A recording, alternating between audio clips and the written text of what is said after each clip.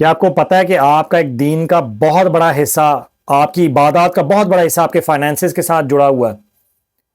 یعنی اگر آپ کے پاس اچھا بجٹ ہو تو آپ حج کر پائیں گے، عمرہ کر پائیں گے، کسی کی روزہ کشائی کروا سکیں گے، کسی غریب کی مدد کر سکیں گے، جہاد کے لیے مدد کر سکیں گے، آپ زلزلہ زدگان یا جس طرح سیلاب آنے والا ہے ان لوگوں کی مدد کر سکیں گے۔ کیا آپ کو معلوم ہے کہ 10 عشرہ مبشرہ جن کو دنیا میں جنت کی بشارت مل گئی ان میں سے 7 ملینئرز تھے؟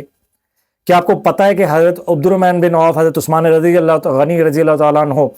کہ صدقہ جاریہ کیے ہوئے وہ کنویں آج بھی ان کے لیے صدقہ جاریہ کا باعث بنے ہوئے ہیں؟ کیا آپ کو پتہ ہے کہ اللہ تعالیٰ نے آپ کو سورہ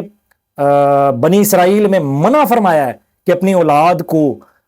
زمانے کے حوالے کر کے نہ چلے جانا، بے آسرا نہ چھوڑ جانا، ان کے لیے کوئی جو ہے وہ کچھ اماؤنٹ چھوڑ جانا، کوئی ایسی اماؤنٹ جو بعد میں وہ یوز کر سکیں وراثت کے طور پہ۔ کیا آپ کو پتہ ہے کہ نبی صلی اللہ علیہ وسلم، حضرت عمر رضی اللہ عنہ سے روایت ہے، بخاری کی حدیث ہے کہ نبی صلی اللہ علیہ وسلم ایک مخصوص علاقے کی کھجوریں بیچ کے اپنے خاندان کے لیے 1 سال کا راشن اکٹھا کر لیا کرتے تھے، راشن پہ زکوٰۃ نہیں ہوتی۔ کیا آپ کو پتہ ہے یا ایھا الذین آمنوا ادخلوا فی السلم کافہ، اے ایمان والو اسلام میں پورے کے پورے داخل ہو جاؤ، اسلام کی چادر کے کونے کو پکڑ کے مت کھڑے رہیں۔ اللہ تعالیٰ کو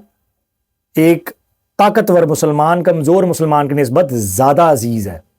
اور پیسہ ایک طاقت ہے جو آپ کو ضرور حاصل کرنا چاہیے۔ اگر آپ کے ذہن میں کوئی ایسا ابہام یا اگر آپ کے ذہن میں کوئی ایسی غلط فہمی ہے کہ غریب ایک مالدار سے پہلے جنت میں چلا جائے گا تو یہ آپ کی غلط فہمی ہے،